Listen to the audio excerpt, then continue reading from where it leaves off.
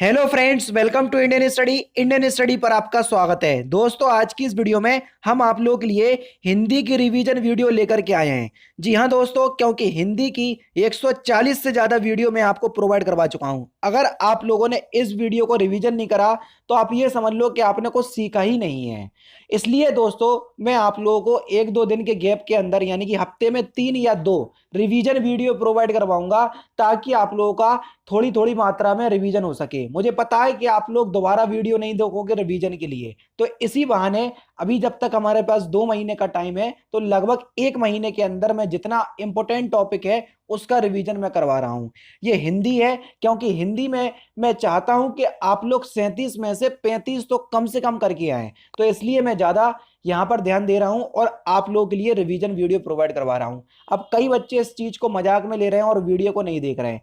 दोस्तों, एक बात ध्यान रखना, जितने भी बड़े आप जो नौकरी प्राप्त कर लेता है, चाहे यूपीएससी वालों का इंटरव्यू देख लो, चाहे कांस्टेबल वालों का इंटरव्यू देख लो, या यूपीएसआई वालों का, जिसका भी आपको इंटरव्यू देख लो, हर एक के इंटरव्यू में एक चीज कॉमन मिलेगी, वो मिलेगी जो पढ़ा उसका रिवीजन करना। तो अगर आप रिवीजन को बहुत हल्के में ले रहे, तो आप ये समझ लो कि आप अपने आने वाले सिलेक्शन को भी हल्के में ले रहे। इस बात को ध्यान रखना, ठीक है ना।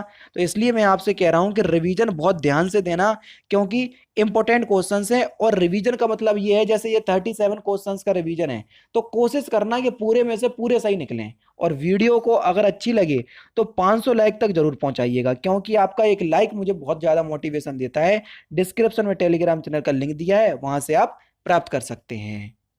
क्वेश्चंस दोस्तों आपके सामने, हमको क्या करना है, सही विलोम शब्द का चयन करना है। प्रबल का सही विलोम शब्द क्या हो जाएगा, क्वेश्चन नंबर 41। तो प्रबल का सही विलोम शब्द क्या हो जाएगा, निर्बल, यानी कि इस क्वेश्चन का चौथा ऑप्शन बिल्कुल करेक्ट हो जाएगा।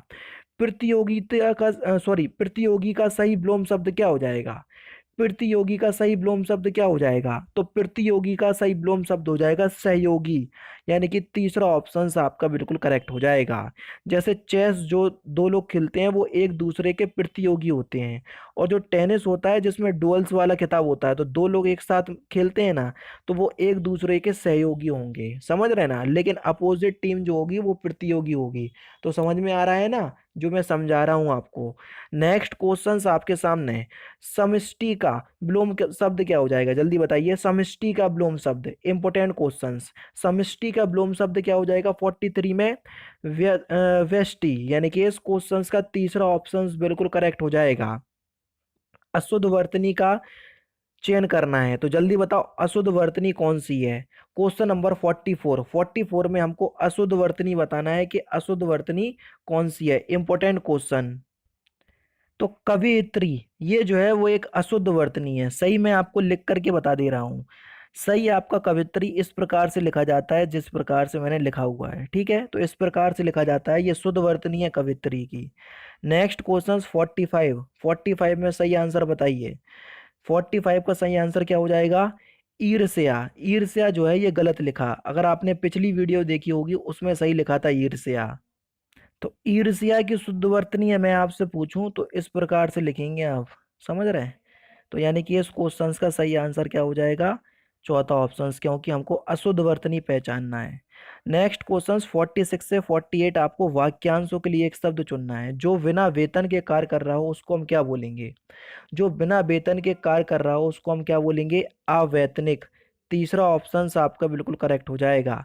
जिस पर अभियोग चल रहा हो, वाक्यांशों के लिए एक शब्द क्या होगा, जिस पर अभियोग चल रहा हो, वाक्यांशों के लिए एक शब्द क्या हो जाएगा, जल्दी बताओ दोस्तों। तो सही आंसर हो जाएगा आपका 47 का अभियुक्त, यानी कि चौथा ऑप्शन बिल्कुल करेक्ट। नेक्स्ट क्वेश्चन आपके सामने है, बाएं हाथ से कार्य करने वाला, वाक्यांशों के लिए एक शब्द क्या हो जाएगा 48 का।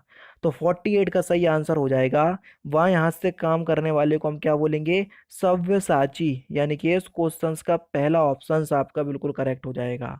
क्या बोलेंगे, सव्यसाची, यानी कि पहला ऑप्शन बिल्कुल करेक्ट है। मोस्टली मैं आपको देखा जाए तो यहाँ पर वामांगी भी कई लोग टेक करेंगे, लेकिन दोस्तों मैं आप लोगों को बता दूं इसको आप प्रायोरिटी नहीं देना, समझ रहे हैं। क्योंकि वामांगी का जो अर्थ होता है वो होता है वाएं अंग का अधिकारी, यहाँ पर वाएं हाथ से कार्य करने वाले के लिए बोल रहे हैं, समझ रहे हैं ना।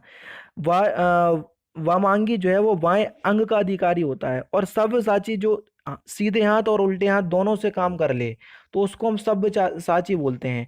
लेकिन अब यहाँ पर दिया तो है नहीं है, इसलिए हम प्रायोरिटी सव्यसाची को दे रहे हैं, ठीक है। तो जो लोग कंफ्यूज हो जाएं, कई बच्चे आते हैं कि वामांगी आपने क्यों नहीं बताया, तो इसलिए नहीं बता रहा हूं मैं, ठीक है। और कुशल तो आप सभी लोग जानते हैं, किसी काम में कुशल, और निपुण तो किसी भी काम में परिपूर्ण उसको बोलते हैं निपुण।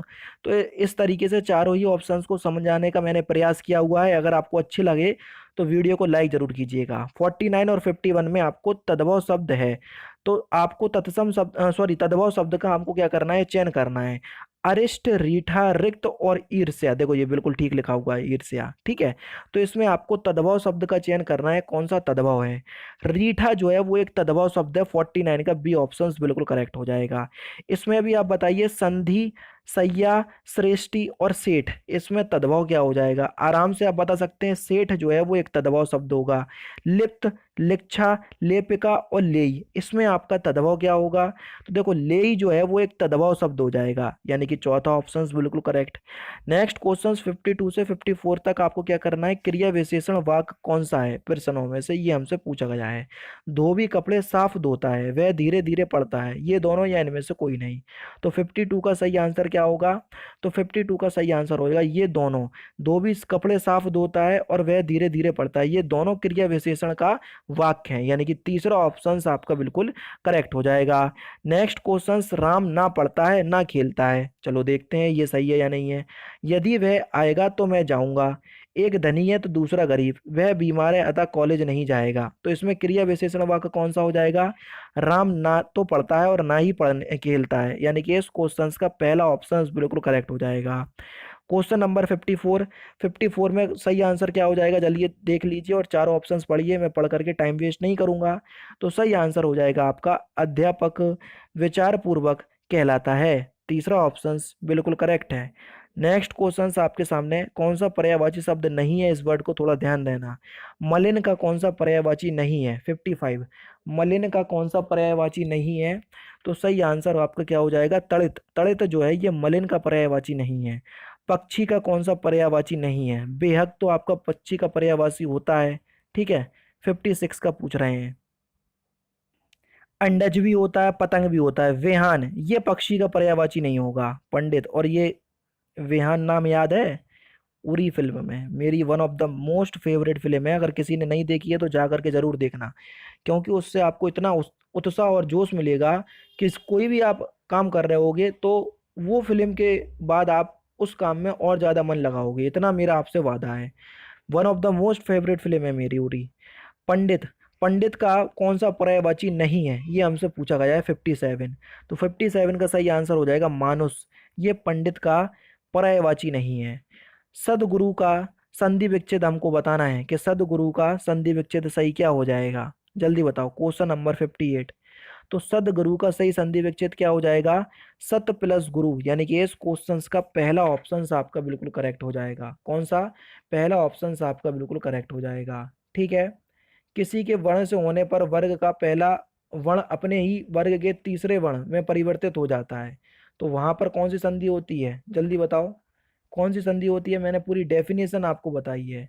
सत प्लस गुरु, ता और दा ये दोनों आ रहे हैं, तो संधि कौन सी है इसमें आप लोग जरूर बताइएगा मुझे, ठीक है। चलिए नेक्स्ट क्वेश्चंस की तरफ चलते हैं।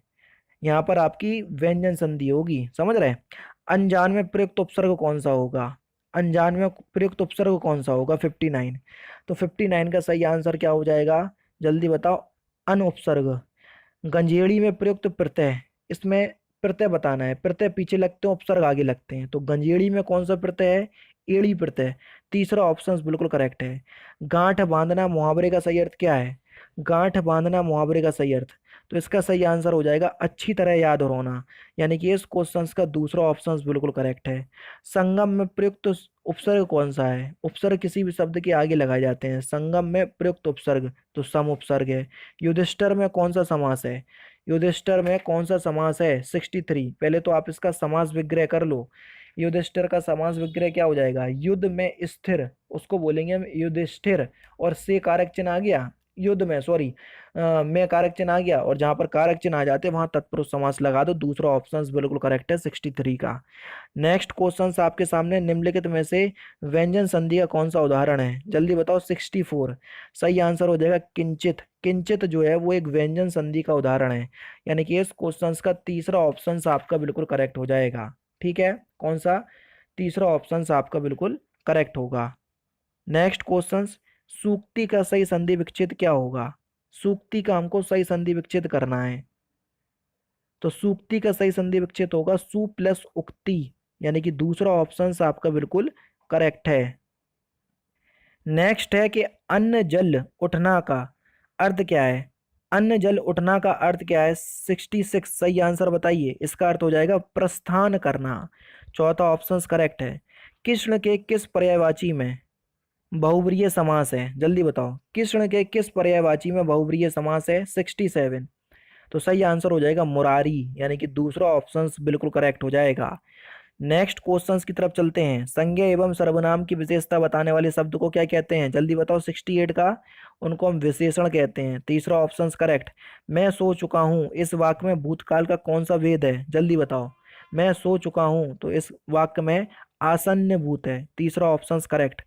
काव्य में कितने रस माने जाते हैं, जल्दी बताओ। 70 तो 9 रस माने जाते हैं। कितने, 9 रस माने जाते हैं काव्य में। ठीक है, तो काव्य में कितने रस माने जाते हैं, 9 रस माने जाते हैं। कौन कौन से, श्रृंगार रस, हास रस, कड़ुर रस, रौद्र रस, वीर रस, भयानक रस, बीभत्स रस, अद्भुत रस और शांत रस। लेकिन भरत मुनि के अनुसार रसों की संख्या है 8। तो भरत मुनि ने कौन से रस को रस की संज्ञा नहीं दी। आप लोग इस क्वेश्चन का आंसर कमेंट बॉक्स में बताएंगे। और आज का जो क्वेश्चन है वो यही है कि भरत मुनि के अनुसार रसों की संख्या है 8, तो भरत मुनि ने कौन से रस को रस की संज्ञा नहीं दी, और उस रस का स्थायी भाव क्या है, ये भी आप लोग मुझे कमेंट बॉक्स में बताएंगे। ठीक है, नेक्स्ट क्वेश्चंस की तरफ चलते हैं। नेक्स्ट क्वेश्चंस के निम्नलिखित में से शुद्ध वाक्य पहचानिए। 4 ऑप्शंस में से एक ऑप्शन जो है वो बिल्कुल शुद्ध है, वही आपको पहचानना है। मंत्री आज सभा में बोले, यानी कि तीसरा ऑप्शन बिल्कुल करेक्ट है। नेक्स्ट क्वेश्चंस, निम्नलिखित में से कौन सा शब्द क्रियार्थक संज्ञा के रूप में प्रयुक्त हुआ है, जल्दी बताओ।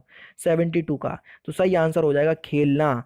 ये एक क्रियार्थक संज्ञा के रूप में प्रयुक्त हुआ है, यानी कि इस क्वेश्चन का दूसरा ऑप्शन आपका बिल्कुल करेक्ट हो जाएगा।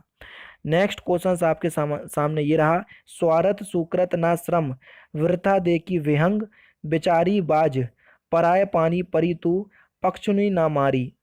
उपयुक्त में कौन सा अलंकार है, जल्दी बताओ। उपयुक्त में कौन सा अलंकार है। 73 तो यहाँ पर अलंकार कौन सा हो जाएगा। 73 का सही आंसर हो जाएगा दोस्तों आपका उत्प्रेक्षा अलंकार है। इस अलंकार के लिए पहचानने की ट्रिक वाली वीडियो आने ही वाली है, और मैं ये सोच रहा हूँ ये सारी ट्रिक हैं जो अलंकार हुए। ठीक है, किसी बच्चे ने बोला था कि लेखक और उनके संबंधित कवियों की वीडियो प्रोवाइड करवा दो। ठीक है, उनसे संबंधित रचनाओं की, तो वो भी वीडियो आपकी आएगी। उत्तर प्रदेश में प्रमुख मेले, उत्तर प्रदेश में प्रमुख खनिज, ये सारी वीडियोस आपको देखने को मिलेंगी बस एग्जाम से 30 दिन पहले, ताकि आप लोगों के दिमाग में सेट रहे।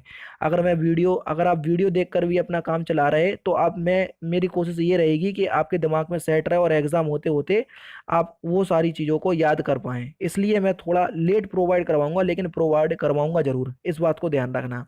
ठीक है, नेक्स्ट क्वेश्चन की तरफ चलते हैं।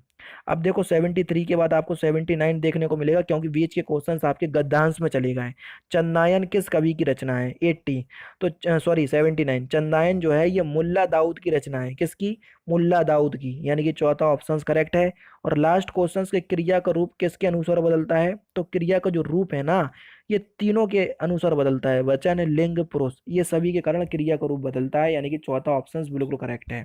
तो दोस्तों ये थे आपके 37 क्वेश्चंस जो कि मैंने आज की इस वीडियो में प्रोवाइड करवा दिए। साथ ही साथ आप लोग बताइएगा वीडियो आपको कैसी लगी। लेकिन मैं आपसे उम्मीद करता हूं कि आप लोग वीडियो को ज़्यादा से ज़्यादा लाइक करेंगे और शेयर करेंगे।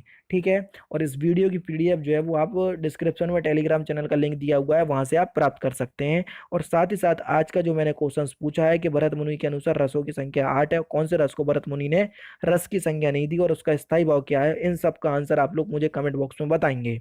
तो दोस्तों फिलहाल की वीडियो में सिर्फ इतना ही। अगर आपको वीडियो पसंद आए तो प्लीज़ दोस्तों वीडियो को लाइक कीजिए, शेयर कीजिए, और साथ ही साथ हमारे चैनल को सब्सक्राइब करना ना भूलें, क्योंकि मैं रोजाना इसी तरह की वीडियोस आप लोगों के लिए लाता रहता हूँ। नमस्कार दोस्तों, जय हिंद, जय भारत।